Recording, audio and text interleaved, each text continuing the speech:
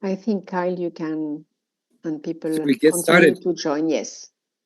Okay. Good morning, everyone. Thank you for joining this webinar as we explore agro-processing opportunities in the Pacific Islands. And today we're going to be talking specifically about cocoa and value-adding opportunities that exist for cocoa producers and enterprises in the Pacific. And we have two wonderful enterprises who are joining us today. We're going to ask them to turn on their cameras and let's see how the connection goes. So please, Floris and Richard, please turn on your cameras. And we'll begin by just going around so that everybody on the screen can introduce themselves. And we're going to do something a little bit different this morning. We don't want a long introduction, but we want you to tell us your name and what chocolate you brought to the webinar this morning. So we'll start all the way from Brussels, and tell us what piece of chocolate you brought to the webinar this morning. So thank you very much, Kyle. Good evening from me. Good morning, of course. Good afternoon, good evening. For us, it's good evening. It's 11 p.m. I work for COLEAD and is a partner of a Pacific Farmers Organization in this series. So I'm in Belgium. We cannot live without chocolate. So I have this one half, and then I have one for cooking. It's very important for cakes and so on. So I say hello to you, and I taste the white one. Ooh, nice. Thank you, Iselina. She's got the white one she's brought. Great. And what about you, Floris? You want to introduce yourself and tell us what you brought to the webinar for show and tell? Well, I think I'm, hello, I'm Floris from Samoa, and Samoa is in the heart of the Pacific. And unfortunately, fortunately, I have a number of my products, my chocolates here, but I've made some bean to bar with raspberry. So it's 70% cacao with some raspberry on the back side of it. So that's what I'm going to eat today to get my energy up for this meeting. So nice to meet everyone. Oh, great. Yeah. Oh, thank you. And Richard, please, you introduce yourself and tell us what you brought for show and tell. Isi Andrevinaka, that's good morning from Fiji, from Faalualuo in Fiji. Of course, I've brought Koko Mana chocolate. I don't know, the thing's not really showing. Very simple, environmentally friendly cellophane packaging. This is a byproduct of the sugarcane industry in Queensland. This is probably our most popular bar, with a hint of sea salt from Fiji. But what I'm going to sample today is one of my favorites, which is the coconut cream bar. If you can see inside there. So that's condensed coconut milk with desiccated coconut in a 70% chocolate covering. That's not too bad. Sounds tasty. Oh, great. Thank you. And we have also our behind the scenes team from COLEAD. So Excel and Arthur, you want to show us what chocolate you're going to bring to the event this morning? Yes, so it's the end of the day for us in Brussels, so my chocolate is almost empty, but I always eat the dark chocolates, and especially the one with salt.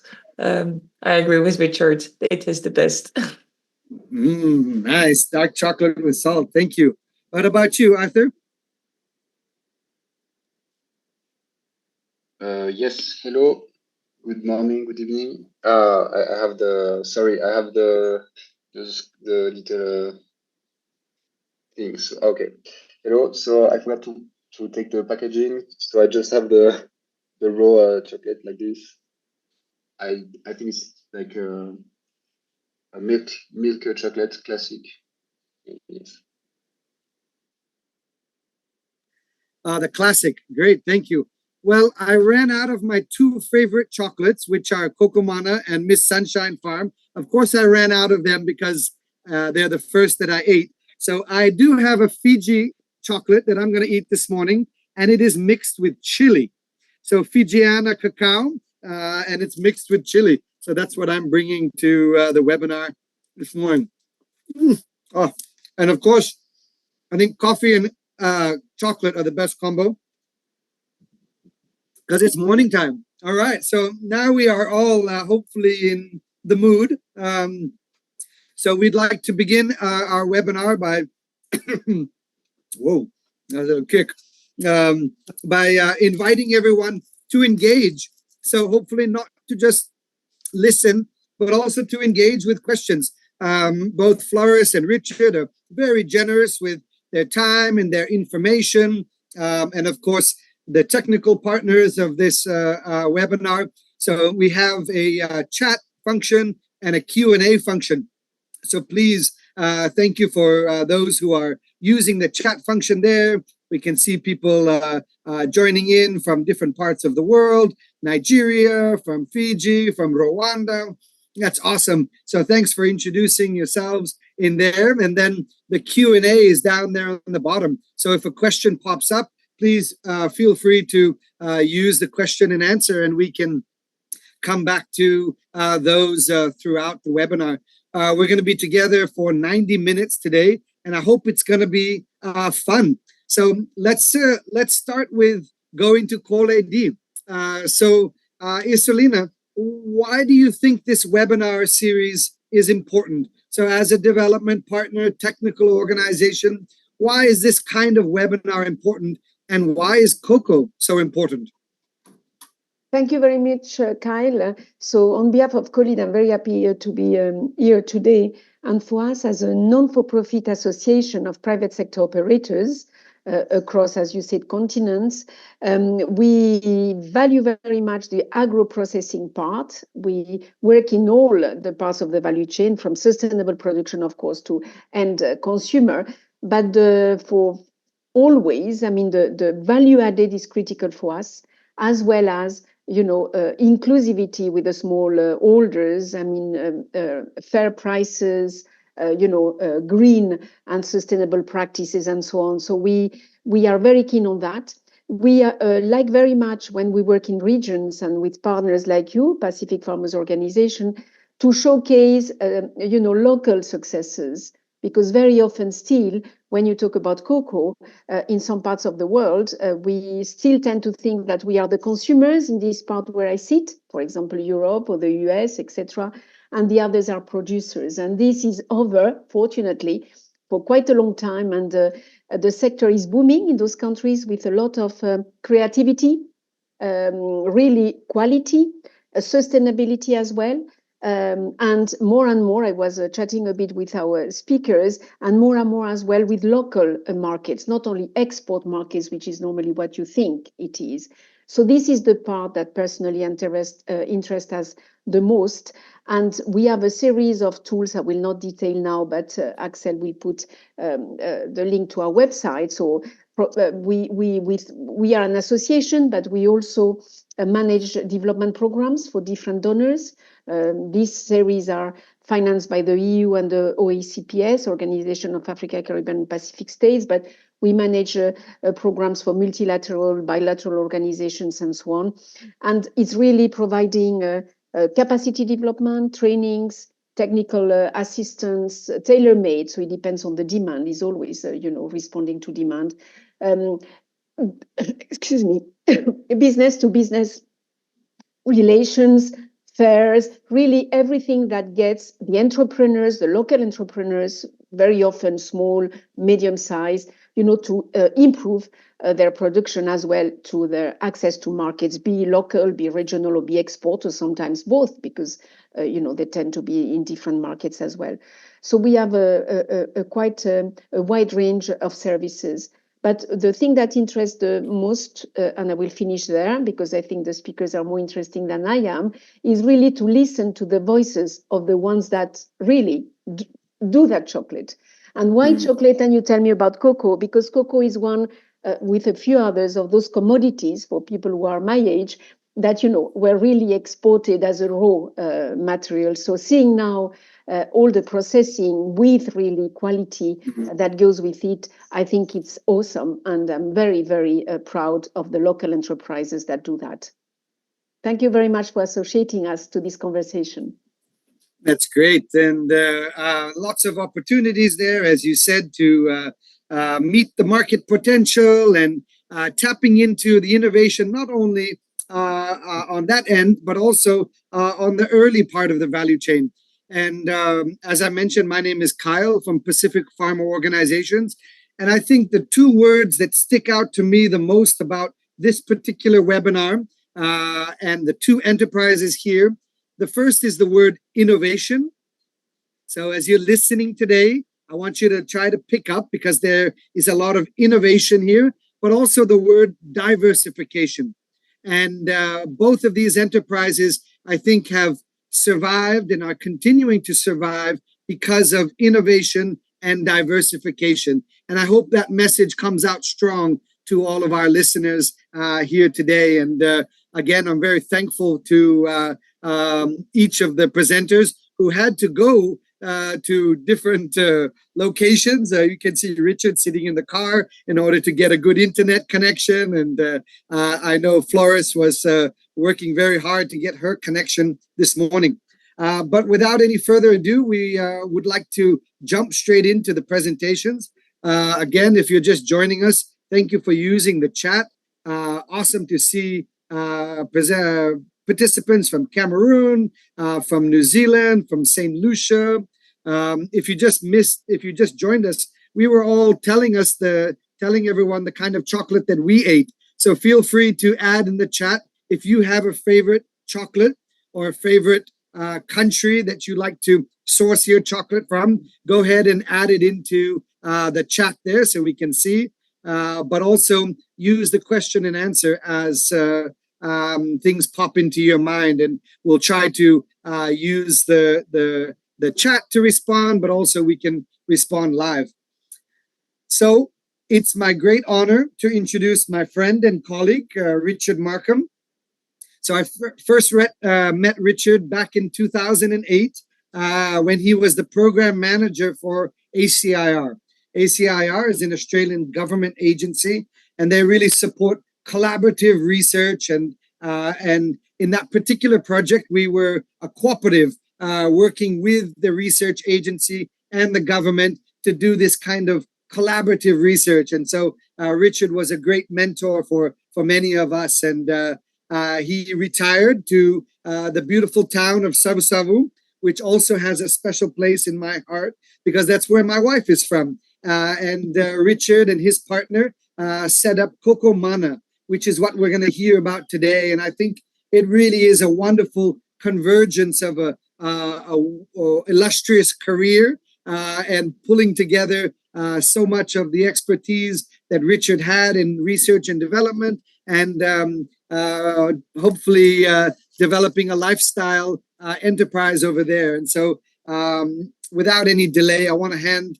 the floor over to Richard to tell us about Koko Mana. And again, participants, be looking for these words, innovation and diversification. And accompanying Richard's presentation will be some slides run by COLEAD. Thank you. Thanks very much, Kyle, for that overly generous introduction. One thing I feel about having had a long career in sustainable agriculture is that I hope along the way you've made most of the mistakes that you can have a chance to make. So if I, oops, you see that, there we go.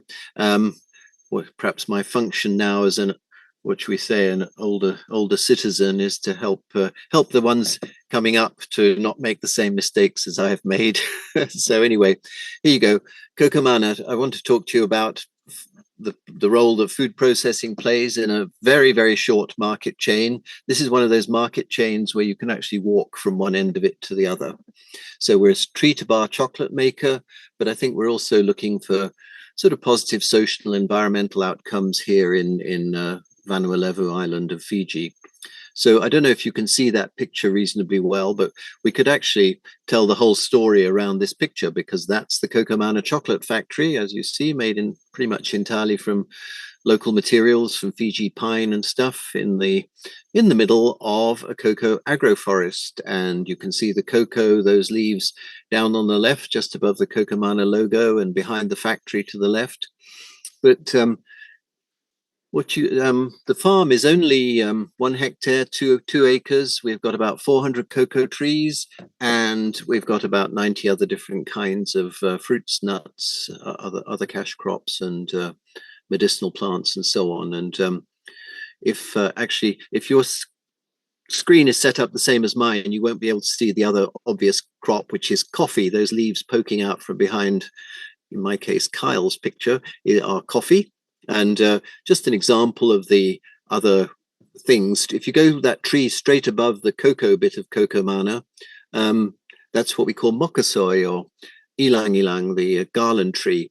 And so that's important fragrance, but it's Fijians put the scented flowers into coconut oil, and I particularly like it because it's a magnet for the local fruit doves, the endemic fruit pigeons that we have here, rather beautifully colored. So that's an example of one of the many trees that we like to encourage along with our crops. So next one, please.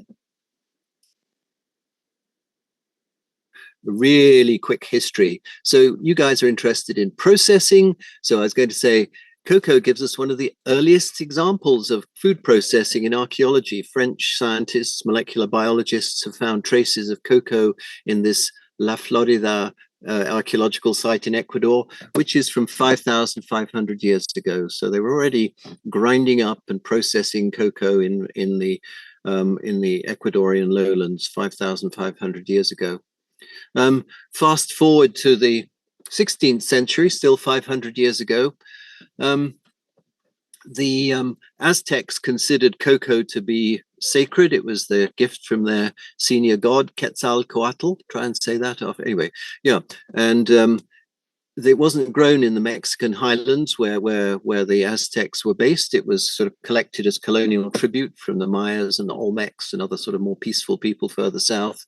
But it was used as currency for 100 years after the Spanish conquest. It wasn't even consumed really as a food, just as a sort of ceremonial thing by the elites, the priests, the warriors going into battle. And as I said, currency for 100 years later. And when the Spanish were the first people to actually do plantations of cacao, first in Hispaniola and then later in the Philippines, again, it wasn't to eat it or drink it. It was simply their Bitcoin. They were minting money. Money did in those days grow on trees. So they were growing cocoa to finance the rest of their conquest of South America. Next one, please. Sort of the transition to the modern times.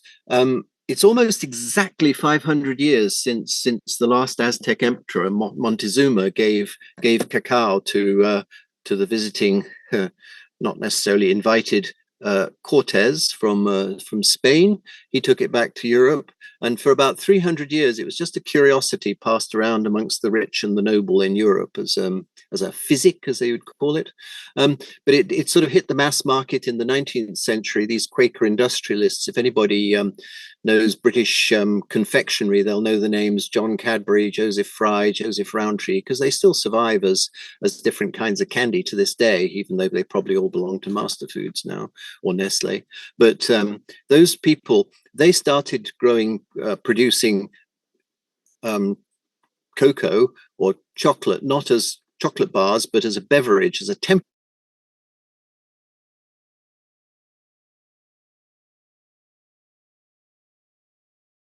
In the 19th century.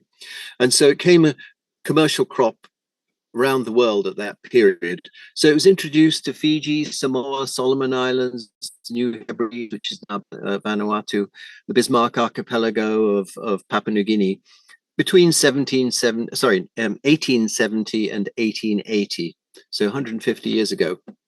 What was the cocoa that was introduced? Sorry, next slide, please.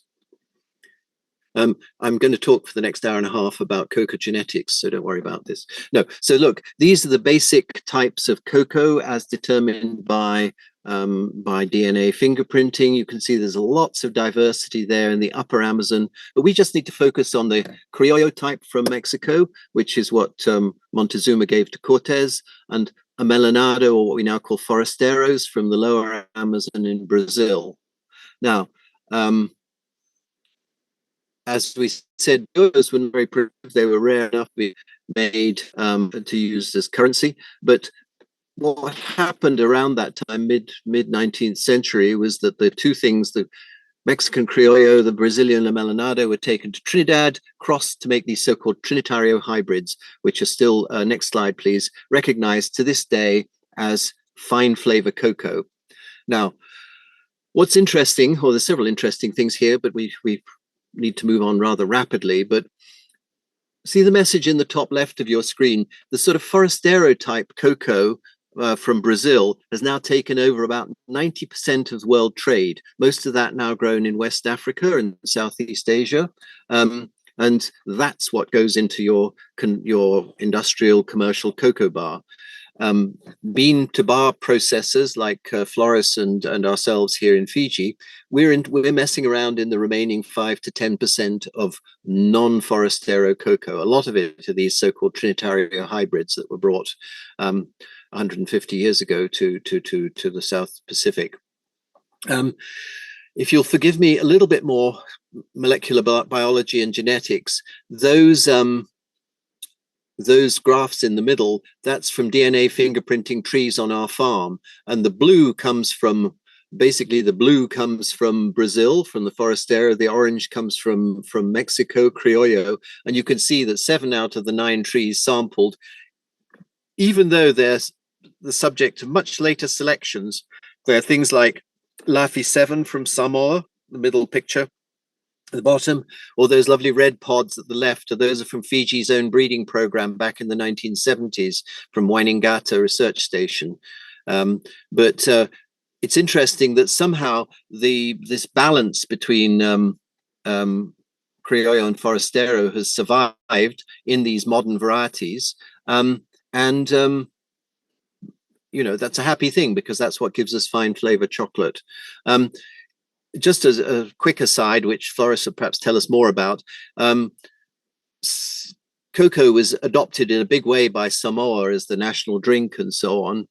Comes as a, you know, the Cocoa Samoa is national beverage, and if you buy it online in Australia, it comes with a marketing story which says that the Incas of Peru gave cacao directly to the Samoans in pre-Columbian times. So, as a spoilsport molecular biologist, I can tell you that doesn't seem to be true, but it was actually brought there in, I think, 1873 by the German Hamburg Handling Company. But hey, never let a good marketing story go to waste. And Cocoa Samoa is, I think, responsible for keeping up the enthusiasm for this style of cocoa. Mild tasting, fruity notes, and lots of high butter fat. So it's perfect for making bean to bar chocolate. And we can thank the Samoans for keeping that tradition alive.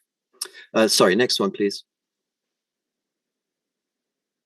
So this is why cocoa doesn't work for smallholders on the whole.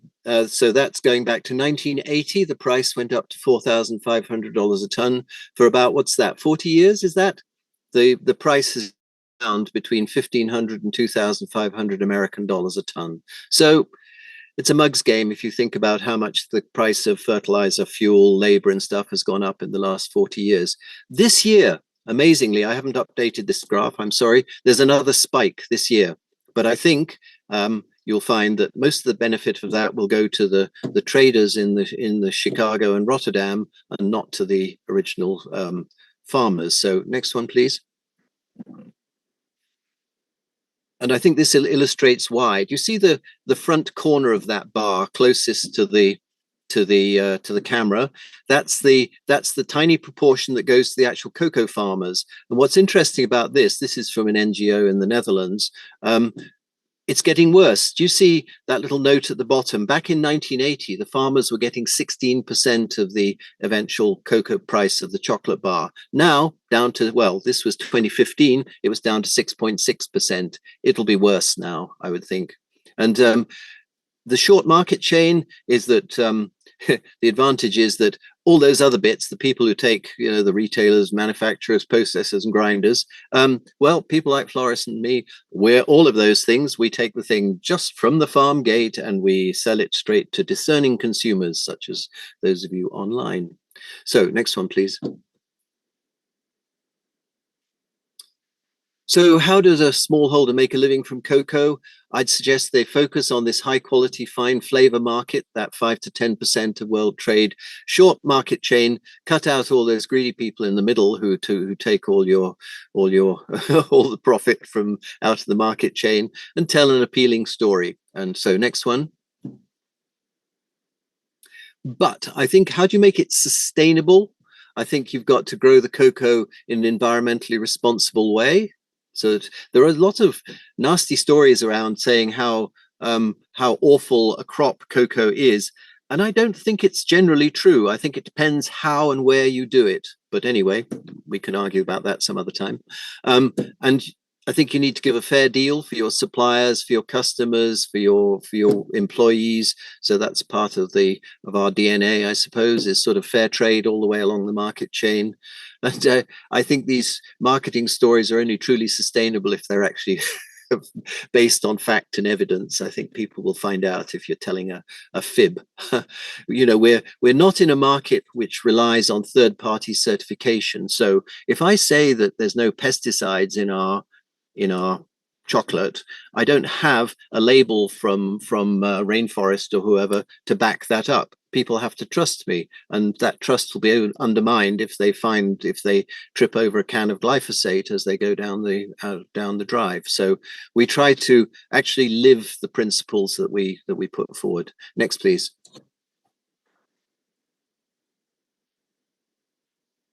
So this is our team, just very quickly. Kyle mentioned that Anne, my partner, was the original chocolate maker, and I'm there over the left. I set up the farm. So the people who actually run the operation now are these lovely people in the middle. That's Joeli Nataki and Atalina Renandi.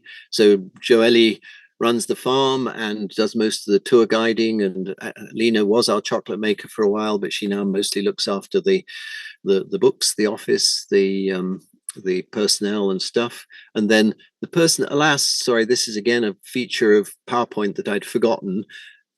Those hands belong to our lovely chocolate maker, Anna Finau, and those are some of our assistants up above in the processing shed,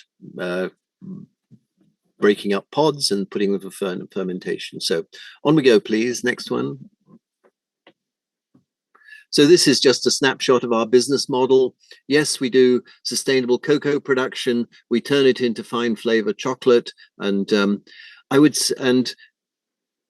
we also are open for agri-tourism. And this is not just by accident.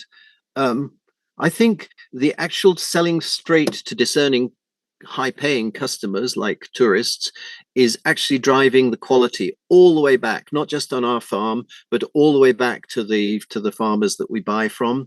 I should mention that we produce about half the cocoa we need on our own farm, and the other half, very intentionally, we buy from smallholders all around, and we try to pay them a fair trade price, at least twice what's the free on board price would be, and we pay that at the farm gate. And basically, you know, this direct link to a discerning market, it drives quality right the way through to the choice of varieties, fermentation, sun drying without getting any smoke taints and so on. And also it drives it economically, because we don't have all those middle persons running trucks and ships and aircraft around the world. All that stuff can actually go into the actual producers and processors. Thanks. Next one. So just a snapshot of our farm. We like to claim that our agroforestry system is regenerative. You can take damaged, degraded land and rebuild its soil fertility. We took over an abandoned cassava farm back in 2012. The squatters who'd made the farm, they'd cut down all the rain trees, which I consider a crime against ecology, because those are driving the fertility of the farm. The place was just overrun with invasive weeds, as you can see top left there. We set up very quickly this sort of agroforestry system based around velvet bean, mucuna, and what Fijians call vaivai, Gliricidia sepium. And very quickly tried to capture the site, got fast growing things like papayas and bananas and plantains growing, and put in the things that would eventually be the shade trees. And the picture on the middle there is 2019. So what's that? That's only 6 years after planting. You can see already the shade trees, the hardwoods we've planted are starting to come through and shade the cocoa. Yeah, and I don't know if you can see those notes on the right.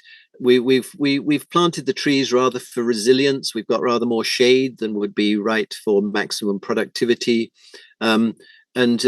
you know, our emphasis is on soil fertility, lots of recycling of nutrients, mulch and compost and so on. So a little bit of fertilizer to keep the potassium up particularly. Next one, please.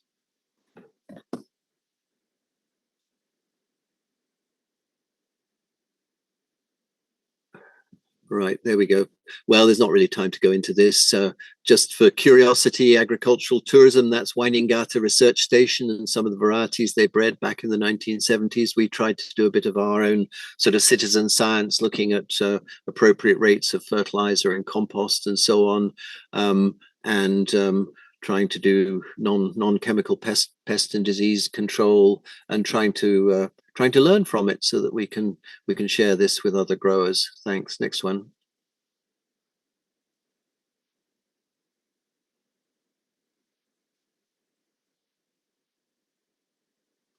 There we go. So look, this is the magical transformation that everybody gets so excited about. Really important quality all the way along the line. The trees have to be growing well so that the beans get nice and full, high dry matter content, plenty of cocoa butter content, and it's really important that they're harvested exactly right. Too many underripe ones, you get flat beans and quality problems. Fermentation is often not done properly by smallholders. You have to have enough at a time. We won't try and ferment anything less than about 500 pods in a batch. We put them into these old-fashioned wooden boxes. We let the fruit flies bring in lots of yeast to set the fermentation going. They do two days, they stir them, 2 more days, they stir them, 2 more days. About the 6th day, we're opening them, and those beans on the bottom right are kind of ready for drying. So next one, please.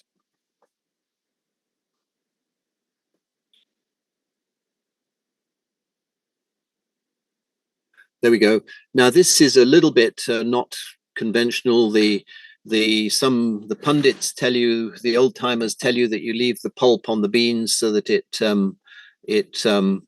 protects the beans, the seed coats. But we've found, in discussion and learning from a local producer here in Fiji, that actually it's really helpful to get as much as you can of the pulp off. You get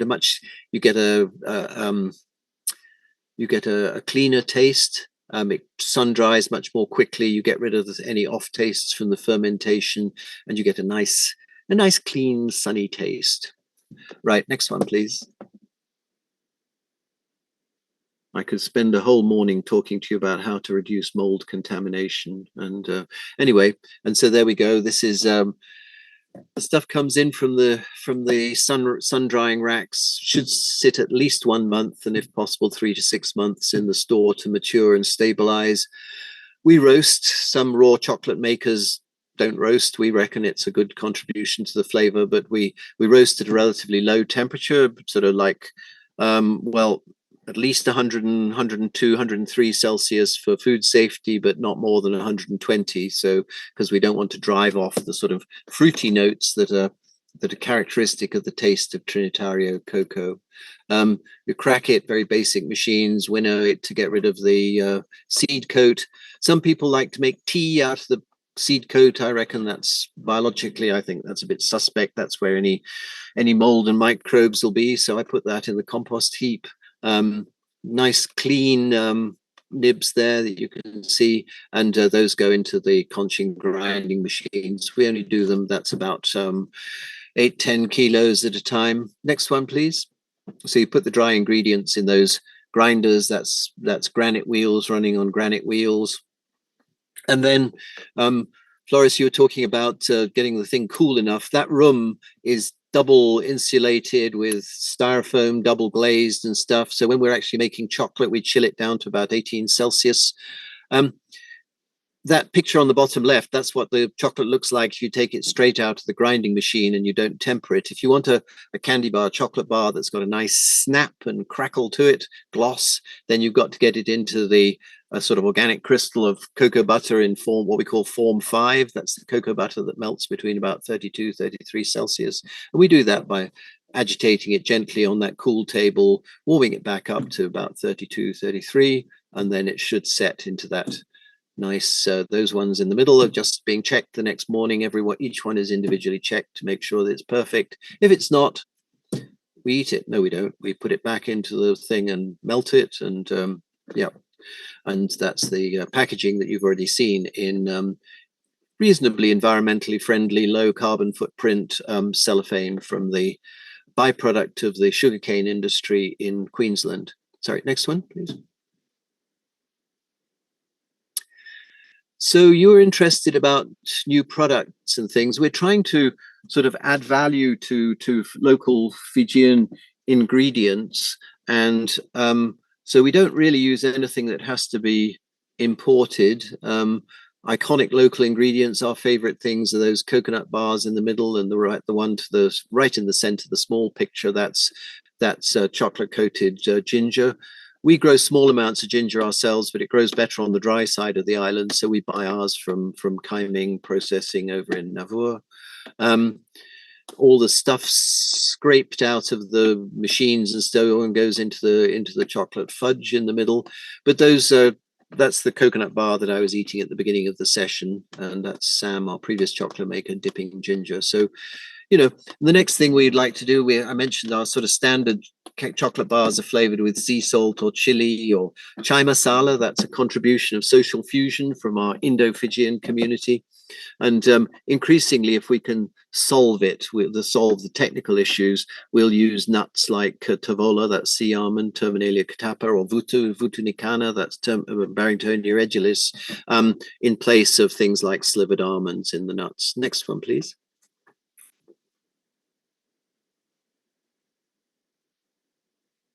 So not much to say about this. This is just our sort of farm tour. Does both looks at sustainable farming, the processing. That's the sort of getting people to understand that you taste the beans straight off the tree. They have no chocolate taste whatsoever. Got to be really well fermented and then sun dried to get a nice clean chocolatey flavor. And then obviously people get to taste the chocolate to see what the different features are. Thanks. Next one. And as you can see, the idea of our tours is they should be very participatory. Okay, so this is the last one. This is where we segue, I suppose, into, well, no, perhaps go back to the, yeah, that's fine. I would say that the chocolate enterprise is running reasonably smoothly now. It's not profitable enough. We only ever have about 2 weeks of money in the bank, so we need to grow a bit. But basically, I think the model works. We've been making chocolate since the 1st of July 2019.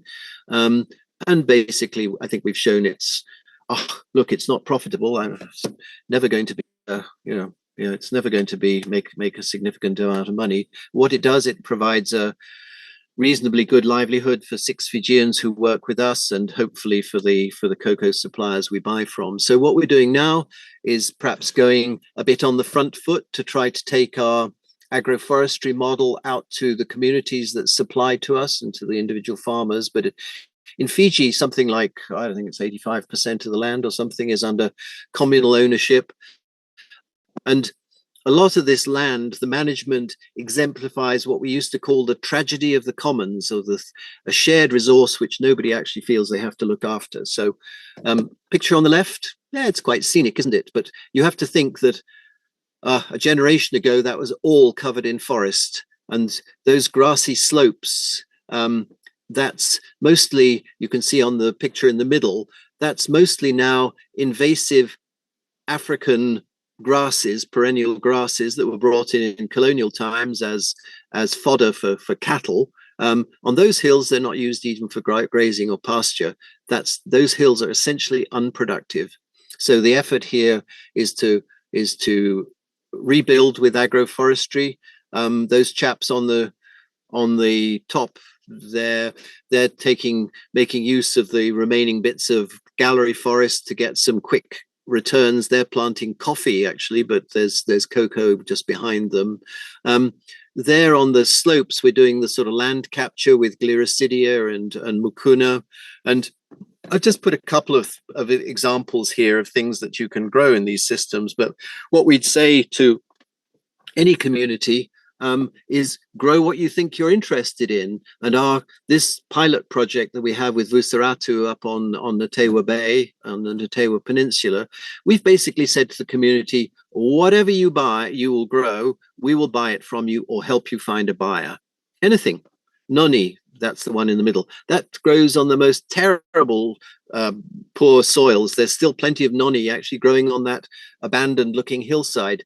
There's a processor here in Faalualuo, Doreen Robinson, who's exporting, I don't know, thousands of liters of the stuff a year to Japan. I think it's disgusting stuff, but apparently it's very good for your health and it's profitable. So that's an example of how you can, there's no single, you absolutely don't want a magic bullet, because anything that's highly profitable this year will probably collapse next year. Vanilla's part of the thing, but the price is notoriously volatile. You should have some anchor crops like cocoa, coffee to give you a steady income, but then lots of other high value.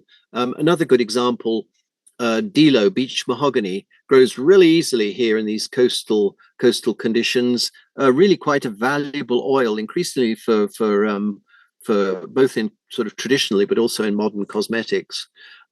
Turmeric, the one on the right there, grows really well in these agroforestry situations under high rainfall, increasingly profitable as a nutraceutical export to the US market. So basically, you're limited only by your imagination.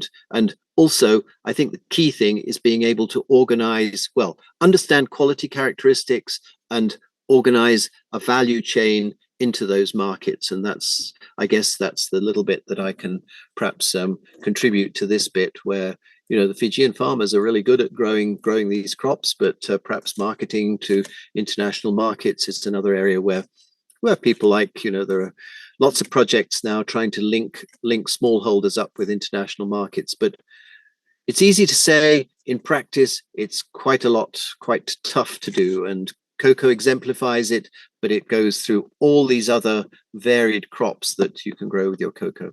And if we could close the final slide, I just want to acknowledge we've been helped by lots of people along the way, government projects, but above all by other farmers, other people who are already trying different things. And Kyle said, innovation, people suggest things to you, talk to them, try this, try that. And that's really how you make progress, is sharing experiences.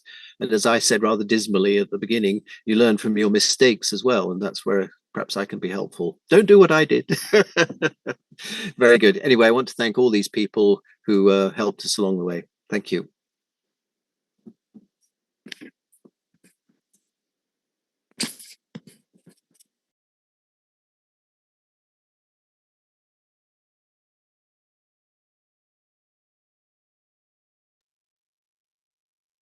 Kyle? Yeah, thank you, Rachid. No, that was fantastic. I want to hand it over to Selena. I know she can facilitate. Maybe she has a couple of questions, or if you want to field some of the question and answer. Yes, thank you very much. Thank you, Richard. Very, very nice presentation. Very interesting, and a lot of encouragements for many people. Of course, you showed something which, being a scientist yourself, that would have helped you. I don't know. It's a kind of question, and also not only the quality part, but the safety part, the food safety part. I think is very important. Not only because COLEAD works on food safety, but in general. I mean, you need some kind of knowledge or assistance there and so on.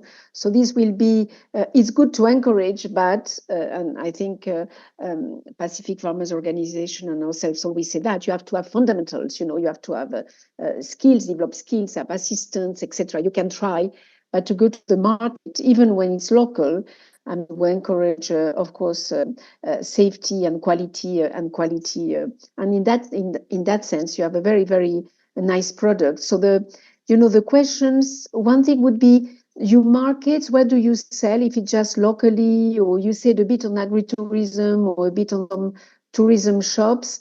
Do you sell online as well, or not yet? And do you foresee that? And then there are a few questions on. Of course, agroforestry limits very, very much, the dependency on one crop or one product, which, as you say, many depend on international prices, which, those countries are not price setting. But the trade-off between the economic benefit, because you still are a business person, you still have to make some level of earnings, and also the environmental and social costs. So there are a few questions around that, because the access to financial resources, especially for small producers or small businesses, is very difficult. So how do you see that? And the rest is very much appreciation, contacts, people who have a bit the same issues as you had and want, to learn, to grow them. And on agritourism, is it something that you are, developing more in the coming years? I work myself a lot on agritourism in the Pacific. I'm very happy to see that it's something developing, because it was not that obvious at the beginning. And of course, it's also something you combine with other eventually resources, because tourism tend to be as well cyclical. So is there something that is it also staying facility, is more a tour to the plantation and see chocolate and taste, or are you going to develop that part? Because I think many people in our audience will be interested by that as well, from other islands and other countries. Yeah. Thank you. Zelina. Just quickly on the food safety. I mean, I think it's really interesting how much resources there are now online. It's been central to our thing. It's been something where my partner Anne has taken the lead. She's trained herself online as a Australian standards food safety inspector level, I think it is, and she's sort of imbued that into our staff. And that's why we don't actually allow any of the tourists into the kitchen. They look through the double glazed windows. So I think that's really important. And incidentally, that's been at the heart of we've had a sort of 5-year wrangle with the local health department, who I think don't actually understand food safety standards. I genuinely believe we have the cleanest factory in Faalualuo, but we don't seem to be able to, they don't seem to be able to collect a series of samples and process them and give us a certificate each year. So, that's central to our business. We try and set our own standards, but then, it's really important to, I think, recommend people look at those online resources available from Australia and New Zealand. The diversification and the trade-off between a successful crop and all these other interesting things. Look, I was interested in my career in plant genetic diversity. So I think when we met before, I was helping to look after the world's banana genetic resources. So obviously I love biodiversity, but excessive biodiversity is not profitable. So that's why I say you have an anchor crop in your agroforestry system. It can be vanilla, it can be coffee, it can be cocoa. You get to know that one really well so that you can be the best of the best in the world, or at least the best in your market in that particular commodity. And you set up that system so that at least we get a decent yield. I don't get as much yield in cocoa as, let's say, farmers on the Atherton tablelands in Queensland, who cut down all the trees and they pump water and fertilizer into their cocoa and their coffee through the fertigation system. I won't go there. I don't believe in that for ecological reasons and sustainability reasons. So what do? I accept a yield that's maybe 1/3 of what they would get in Queensland, but that's okay. I'm not paying 18 Australian dollars an hour for the cheapest kind of backpacker labor. So you make compromises on these things, and it's really important to be sort of cognizant, think about these trade-offs. It's not just highest yield and stuff. If we put too much fertilizer, well, if we put any nitrogen onto our trees, we just get too many leaves. We don't get a better yield. So you've really got to sort of think about it as an applied ecologist. Honestly, it's honestly not profitable.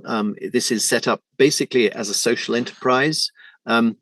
But this is partly our own caution. I think, if I was more of a businessman and less of a land manager, I suppose I would probably get a concessionary loan from the bank or a grant and double the size of the production, and diversify into more products. And that goes to the market, which I'll talk about in a minute. At the moment, everything you see there, we built out of my dwindling public sector retirement savings. So we have the advantage that we don't owe the bank anything. They can't close us down. But it really would be advantageous to have a bit of a bit more capital investment, to a few more machines, larger machines. We're in a very vulnerable situation where we basically have one of each machine, and when something goes wrong, breaks down, we are in difficulties. Where at the moment our primary grinder has broken down, so we're actually making our cocoa nibs by hand, crushing them. So that sort of thing happens. Want to avoid that. In fact, at this time of year, where we've got lots of tourists, especially yachties, we really have difficulty keeping up demand. We're running at about 250 bars a week, plus these various other products. That's all handmade, and we sell those straight off the shelf each Friday evening. They're empty, and we have to agree who's coming in over the weekend to run the machines. So the quiet time of year, we like to do deliveries to Suva, which is a bit more of a perennial market. There's a bit more people with money in their pockets all year round. We're trying to sell through resorts and sort of top end restaurants and things like that. People who will, I think, use this chocolate for a high end market. We can't compete with cheap stuff imported from Southeast Asia.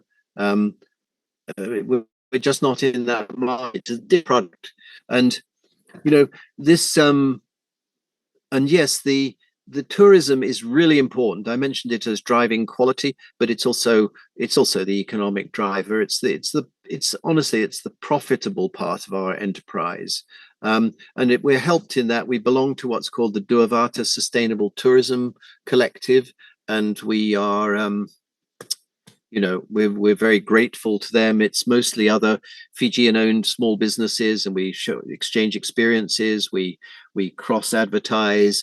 We're going in with another similar enterprise called Bula Coffee, which does hand harvested or wild harvested coffee. So we're working with them on the agroforestry outreach, and I didn't mention, it was right at the end of the last slide, but we're looking to attract carbon offset funding as possibly another source of income for communities, and hopefully that might drive the reforestation effort. So if we can bring in preferably even sort of green tourism conscious carbon offsets, like from the airlines, from the cruise industry, from hotel chains, so that frankly the tourism industry here is shamefully unsustainable. It is disgraceful, unsustainable socially and environmentally. Obviously, it's sustainable economically. They're making pots of money and exporting it. And the final thing I'd say is that I guess what we're trying to do is to hand the ecotourism market also over to communities.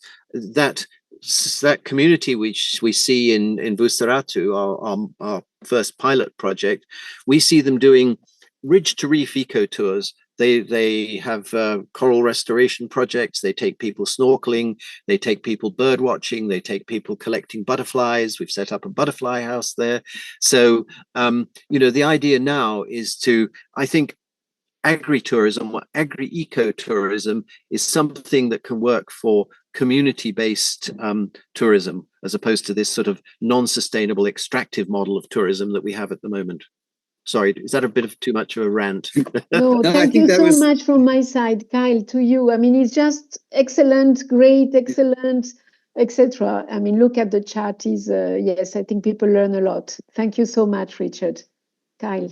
Oh, thank you, Richard. And I love to hear the discussion about being a part of a collective and learning and sharing experiences. And it's a great transition to our next presenter, not far away from Fiji in beautiful Samoa. So I want to introduce Floris New of Miss Sunshine Organic Farm. Thank you for turning on your camera there, Floris. We're keeping our fingers crossed that the internet will hold up. Joining us from Tunai Village in Samoa. She is family owned and operated.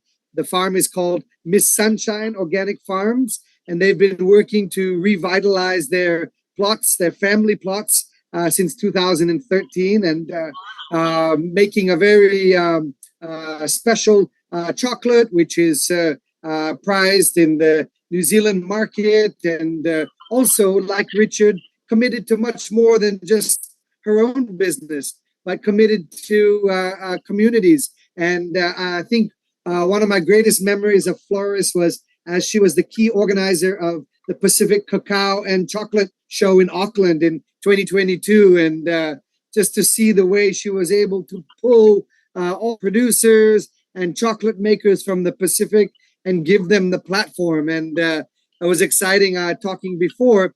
Floris was telling me that a lot of them have now graduated beyond this kind of Pacific chocolate show and now are participating in these international. And so there are a lot of great success stories there. So we are excited to hear your story, Floris. So I'll hand the floor over to you. Thank you, Kyle. Thank you, Isolina, and Talo Falava from Samoa. And I think you were going to put a video on for me first, or thank you.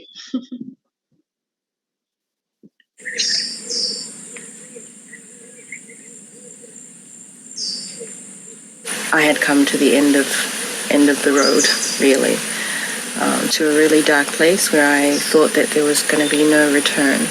And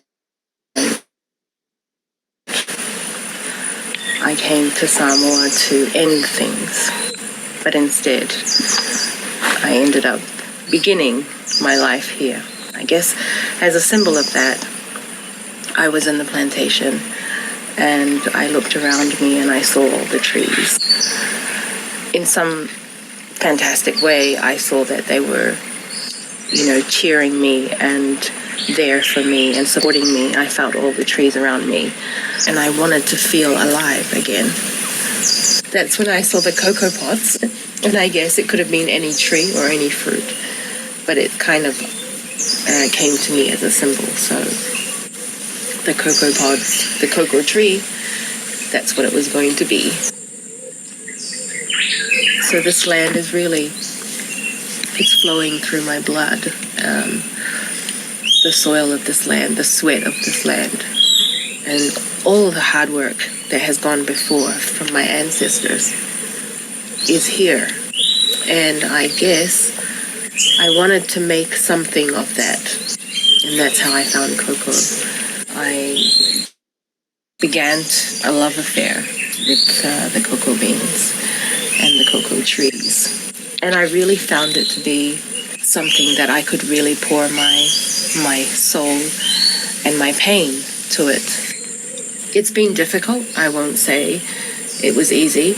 The journey has been most difficult when you are trying to impart your ideas and your beliefs and really try to inspire people in what you're doing by living it versus having a piece of paper that says you're certified organic, but you're not really living it. I've come here. This is the land of my ancestors, and I have a claim to it. I belong here. I think slowly after 5 to 6 years, people have started to accept me and they start to know me again, that I am of this land, because I've proven to them I can grow things and I can take care of myself. And the only way for people to know, your customers, your people that come to visit you, tourists or whoever, to really know and believe in what you're doing and buy into what you're doing is by living the life with you. And that's where the WWOOFers come in. WWOOFer stands for Worldwide Opportunities on Organic Farms. And I invited people from all over the world to come and stay. I live in a tiny house. It's very basic. The kitchen is bigger than anything else. We do have this shelter here in the plantation, in the middle of the plantation, where we host all of the tours that we've begun in 2016. Every tour is different, and it just keeps adding. We keep adding to it, and it just becomes so much more of a journey itself for people who are here, who are attending the tour, and also for the helpers. Planet Conscious is about us imparting what we have as a gift to other people and sharing that knowledge and sharing your inspiration and your ideas with people. And for me, I do that with food, and I do it with my writing, and I do it with growing cocoa and processing the cocoa, and then making chocolate and making chocolate is a very small part of this. This is an adventure, part of me finding myself, finding my purpose, and how I can inspire other people to find theirs. It's by coming back to basic life here in the island and simplicity, and to give and to love others through what you're doing.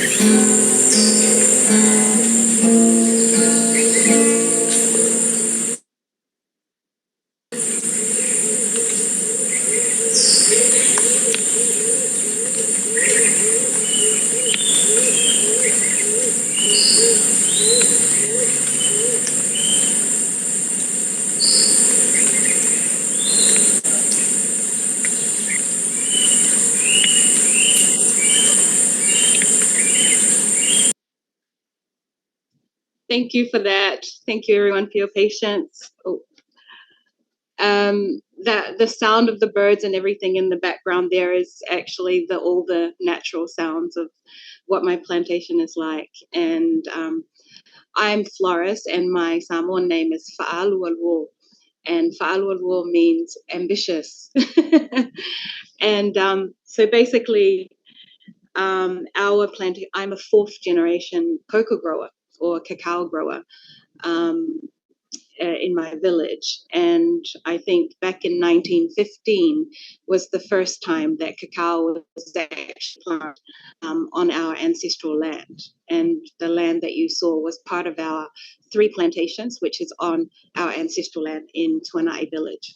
So I have come a long way from that video that was shot in 2020, actually during COVID. And we had begun, I had started to replant some of the land. We have about 70 to 75 acres of family land or traditional land, which is full of traditional crops like taro, yams, tamu, and manioka, cassava in Fiji, and a number of other crops. Our village is actually famous for cocoa because one of the very first cocoa associations or society of cocoa growers was actually based in our village. And my great-grandfather, he was a farmer, a fisherman, and he was also a leader of our community or our village. a high chief, a paramount chief. And so I come from that strong ancestry of, understanding, knowing where you belong, and understanding, what you're going to carry into the future and how you're going to inspire the next generation of people. And I think a lot of my farming, I don't have the scientific background or the actual farming qualifications like probably a lot of people do when they go into farming. As you can see from the video, I fell into cocoa farming through tragedy and things that have happened to myself over the years as a young woman. And now I have 5-6 products from the crops that that existed already on the land. I think when I started, there was only about 1,000, 2,000 trees that were remaining from previous plantations. I revived completely. The land was very much abused by chemicals over years and years of our family not being there. And I came back and I brought it back to life with the help of the community.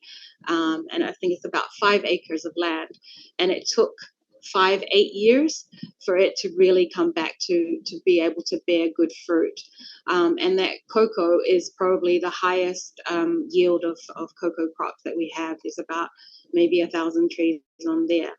But altogether, with my brother and I living on our land, we have coconuts, we have pineapples, we have bananas, and all the other traditional crops. But we have a lot of cocoa, and since we began in 2013, we now probably have around 5,000 trees.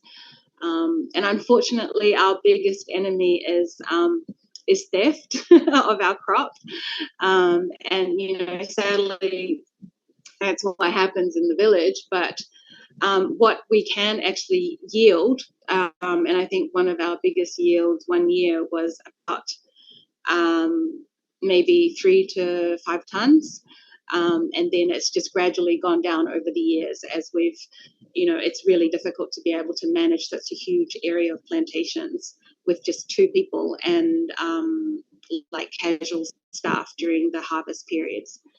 So from that, I'm actually very, very proud, and it's good to look back on old videos to see how far you've actually come.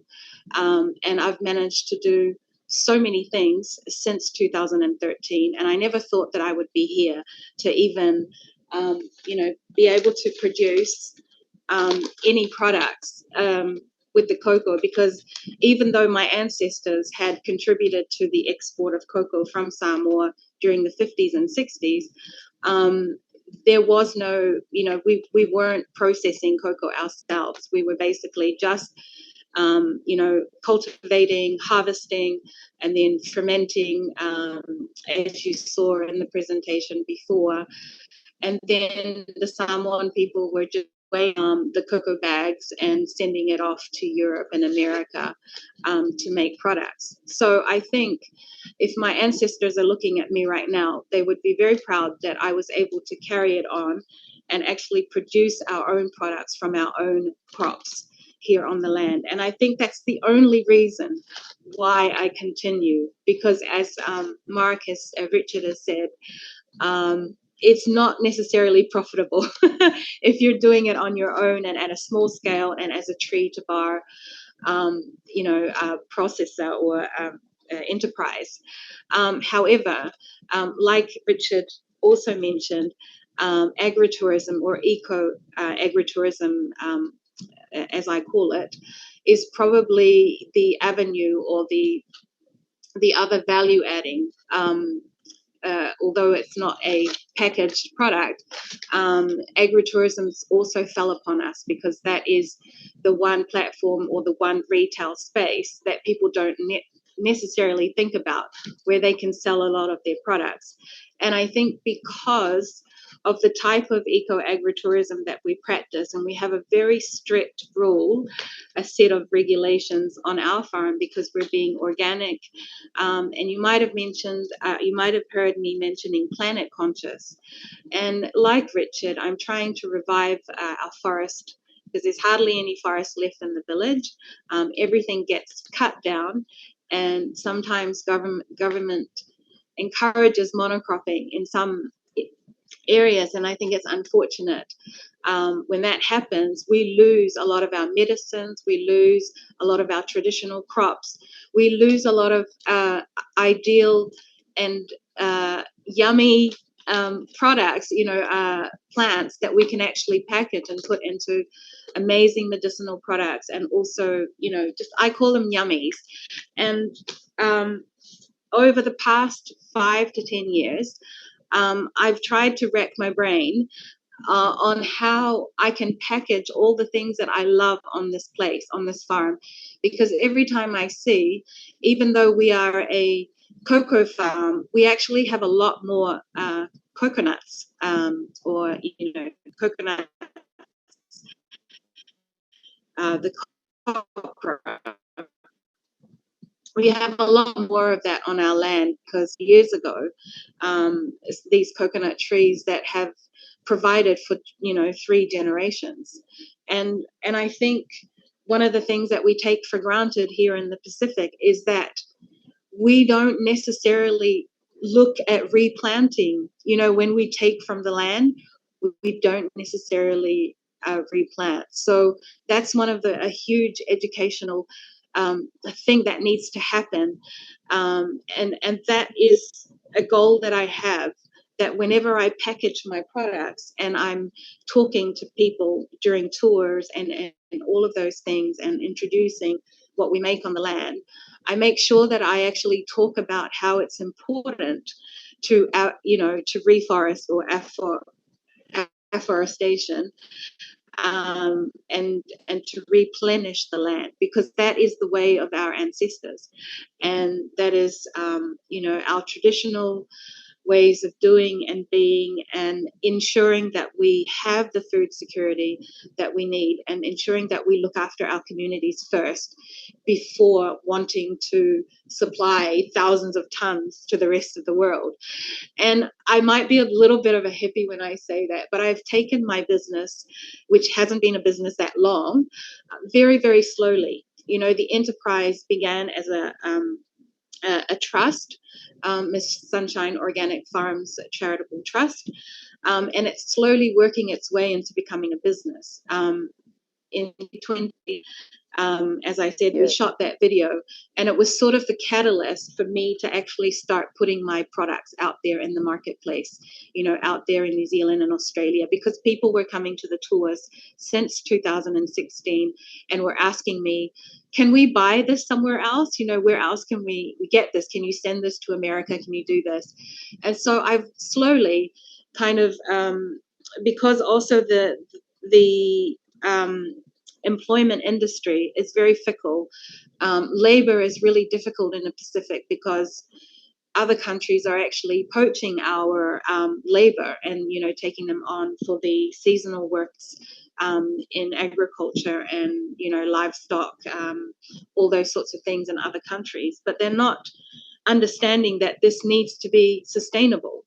And as I say that we need to replenish the land, we also need to replenish our people. So we need to train our, locals, for the ones that are coming up, the young ones, to be able to, agro-process, to replant the land, and obviously give them the skills that they're, be able to start a business. Because as you can probably hear from me, is that I didn't have a business plan when I started this. As I said, my business began as a charitable trust to help other women, really, really focus on supporting women. And I've done a number of projects that included women from around the Pacific to help support them in cocoa, and cocoa processing, and making chocolate, of course, whoever was interested. But what I've ended up doing over the past 5 years, so in 2021, we actually opened our business in New Zealand. The challenge that I had in making products for the marketplace here in Samoa is the temperature. the climate. It's really hot.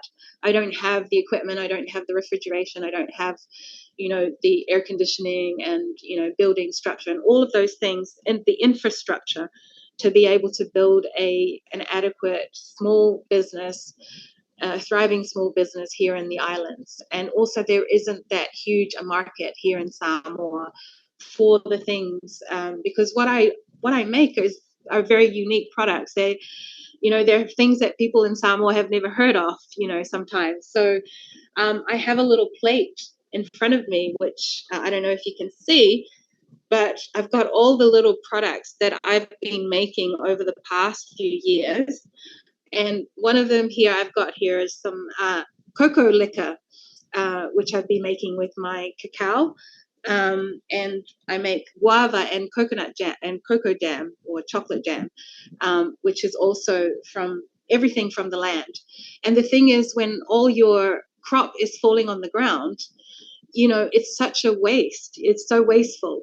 And I started having helpers or volunteers from overseas through a woofing program, and I'm not sure if everybody knows what woofing is, but woofing is worldwide opportunities on organic farms.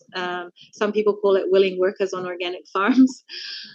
Whatever it may be, it's an opportunity for tourism in a different kind of way, where people come and stay for a longer period of time.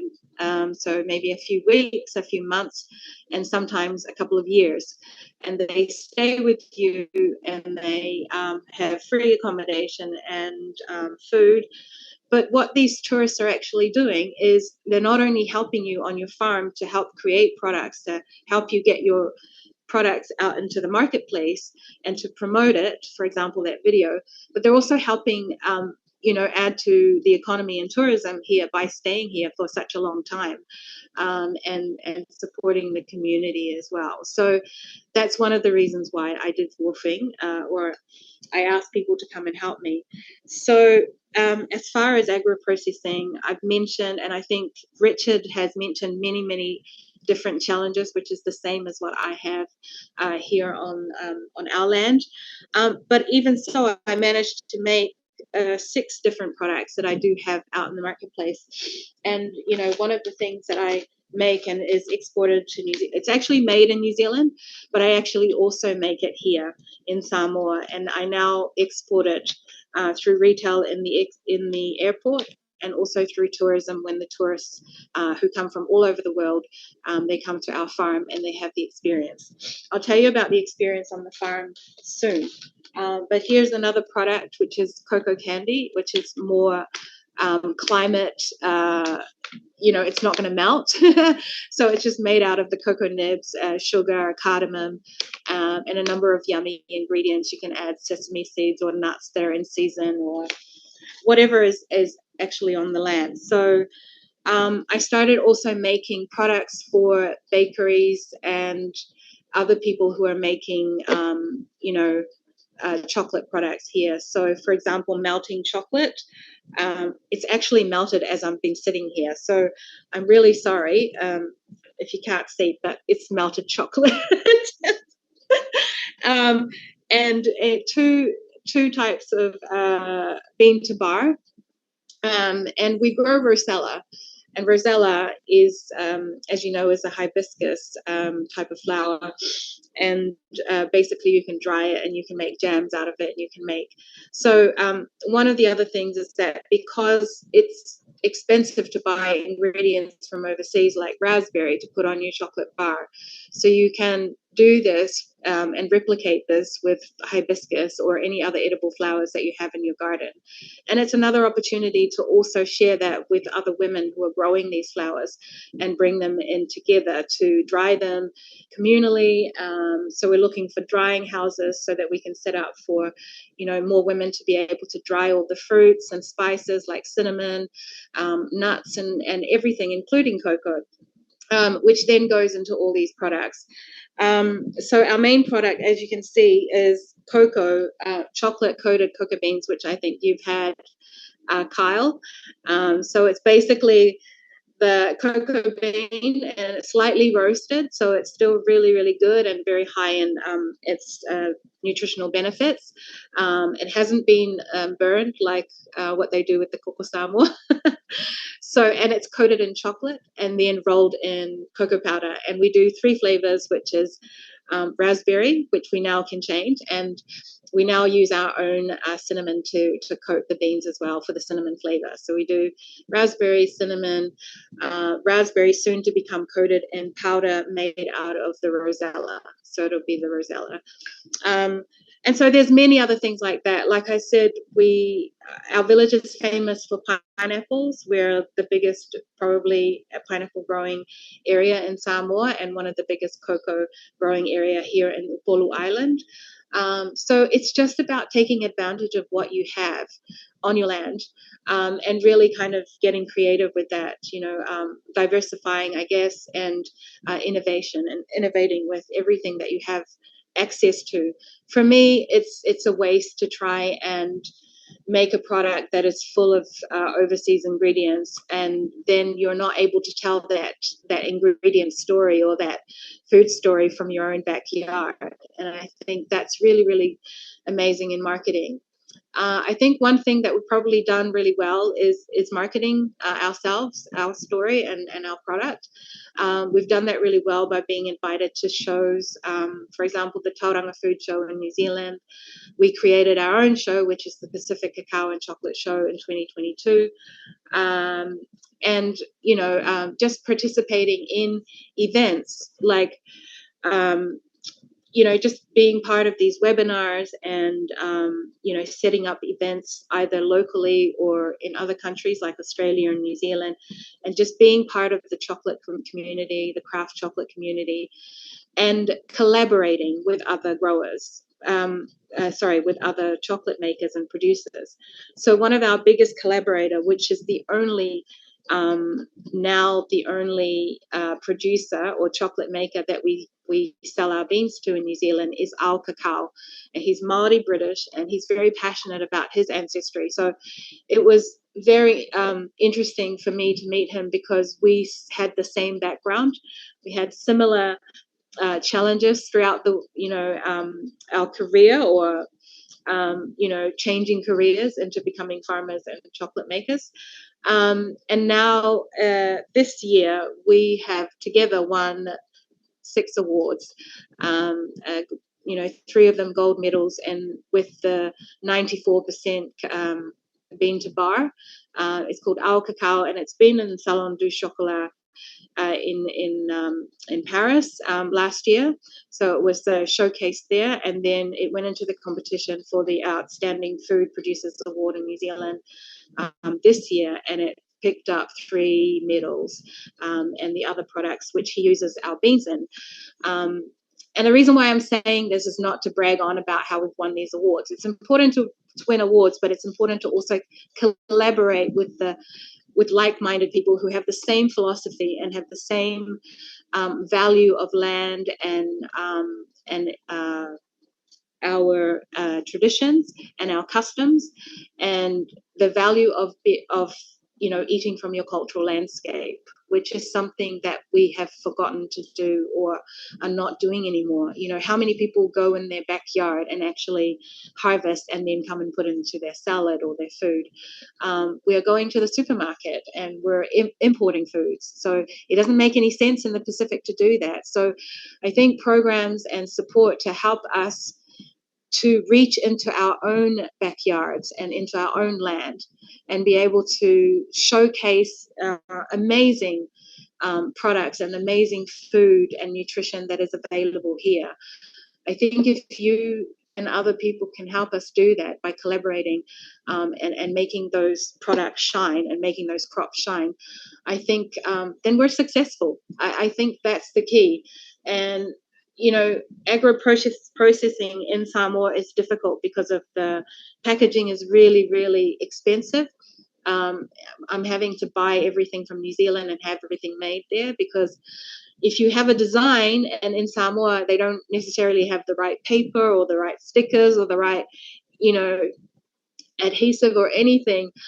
So everything you have to import. So we have had to import boxes and boxes of our packaging pre-made. And the challenge in having a lot of packaging pre-made is that when you have limited edition products like this, like these cacao beans, because limited edition in the sense that when it's not the season for, Rosella, we have to change the product. We have to change it to something else. So in having to reprint all of that, it becomes very, very expensive. And it's really, really a big challenge for me, the packaging.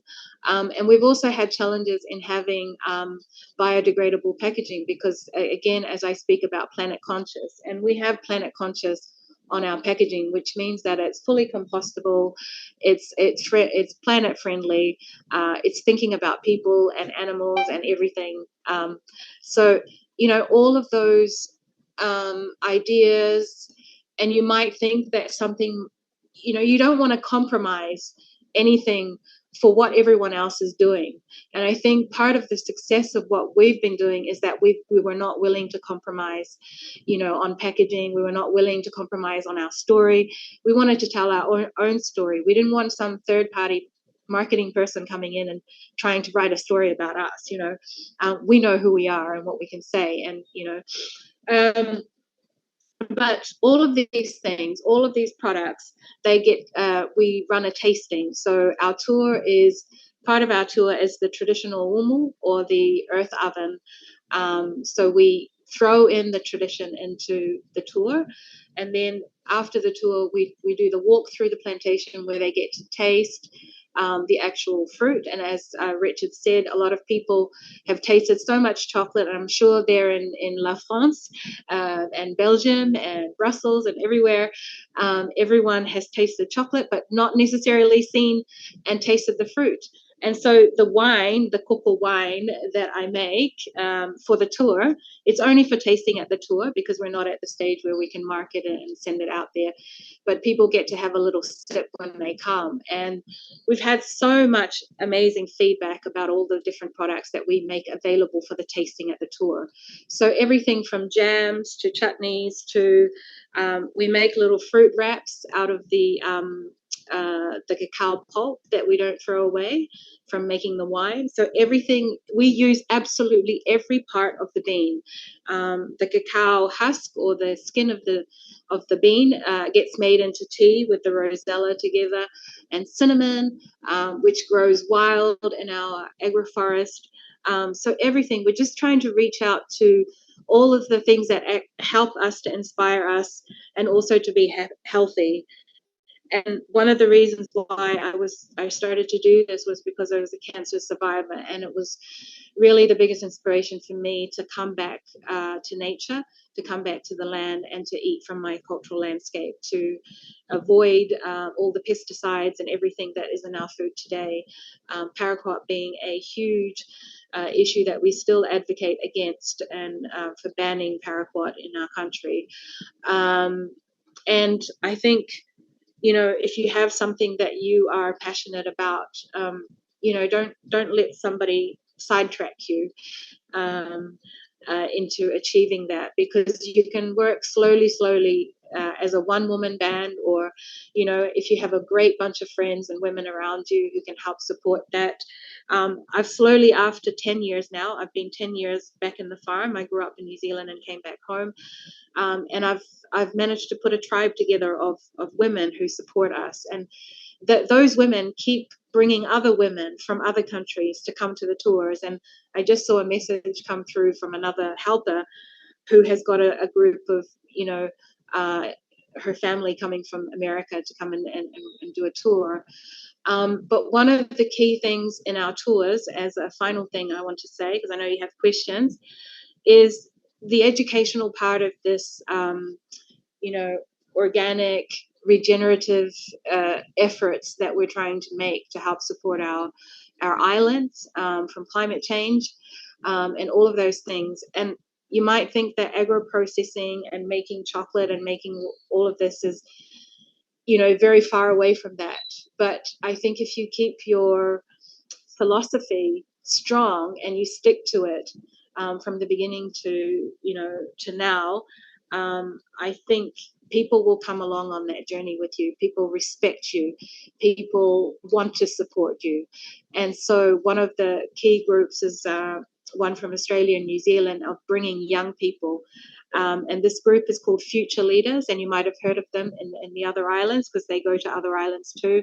There are a number of year 13, 12 and 13 students, young leaders, and people are wanting to learn about different cultures and learning how leadership works in those different cultures. And those are the types of groups that we have been attracting to our land to come and learn from us, to learn from our experience, from our challenges, and learn how we were able to lead the way in what it is that we're doing, which is quite a niche, making chocolate here in Samoa, as this, because Koko Samoa is pure 100% the cocoa block, which is made into a drink and into food.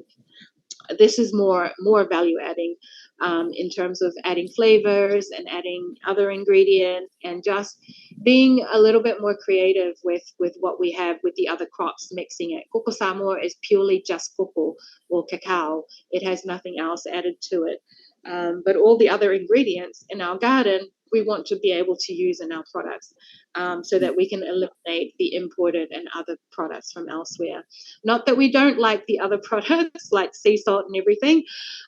We do love them, but we want to be able to support other farmers and other producers of these other crops here on island. So I leave you with that. I'm sure you'll have questions. And thank you so much for the opportunities today. I'm going to have some chocolate. Thank you, Floris. That was amazing. Awesome sharing of your story. And it was great to hear so many similarities also with Richard and the idea that we're talking about cocoa value adding, but in fact, there is many products that come out of these farms. And I venture to guess if we had a group of cocoa experts on here, we would have heard just cocoa facts and figures. But to know that really this is a part of these agroforestry systems and it's tied to cultural values and being able to find opportunities to link those to markets, I think is wonderful. And I began by saying that these two enterprises represent innovation and diversification. And I think you have both really demonstrated that so well, and also holding, I think, to these strong values that I think are so important as we talk about, preserving our environment, but also the cultures and the traditions. And so I just want to applaud the both of you for an amazing presentation and an amazing experience. I know we have come a little bit to the end of the time. I've been scanning some of the question and answers. Thank you for Excel for posting the links, because both Floris and Richard, their companies are very well represented on social media and web presence. So please feel free to follow them on their social media channels, read about some of these experiences that they've had in the different cocoa shows. I think that community of practice that both have been working to develop is something that we need to do more of. Certainly, I've learned a lot today, and I hope also our listeners have. So, Iselina, I'll give it over to you if there's any final questions or that came out from the chat for Floris, or just to kind of wrap us up. Yeah, thanks very much, Kyle. Thank you very much, Floris, as well. A very interesting and very comprehensive presentation. And even the questions I had myself, like women and youth, you cover them, because we have been talking about agro-processing, but also agri-tourism, which at the end of the day is high-end market as well, is basically your exporters at home. So there can be your ambassadors as well. Obviously, I thought they could be more attracted, knowing that we have difficulties in all regions, to keep young people, in agriculture, because of the, all the ideas around that is not, it doesn't pay well, it's not nice work, it's hard, etc. these are examples where there are opportunities of very nice stories. So there are no questions because it's all appreciations, but it's appreciations about the pathway, the story, the links to the local communities, while it's very nice products at the end and with prizes, with very, very nice, despite difficulties, of course. So that's why I also would like that in the audience, so when we share the video, because we will share, of course, the recording and the presentations, that anybody, in addition to COLEAD and to Pacific Farmers Organization, that can help in any part, where you need, because it's a very, very difficult environment. I mean, is, as you say, labeling, is packaging, is equipment and so on, can help, because those are stories of entrepreneurs, local entrepreneurs that are creating nice stories. I mean, employing people, and not only that, but really attracting others to do the same, because it's very inspiring, obviously. And you see the remarks from Tanzania and from Kenya and from the Caribbean, and that can relate to that. So thank you so much to our green entrepreneurs, which is the other thing I like, of course. I mean, you cannot just be competing on and you don't want to compete either in intensification with all. Richard knows better than me what it implies. So the stories of agroforestry as well are very, very interesting to me. So thank you so much. That's the only thing I can say. Thank you, Kyle, to you and your colleagues, obviously, for the session today. Thank you very much, Richard. Happy to see you after many decades. It happens we know each other for a very long time, but I haven't seen him for 25 years. So thank Kyle for bringing him back. Thank you very much, Floris. And thank you. Yes, we keep. And please, colleagues, when we share the recording, if you have anybody that has watched that you think might be interested, please share the video recording and the link. We wish Richard and Floris a wonderful day and a good day.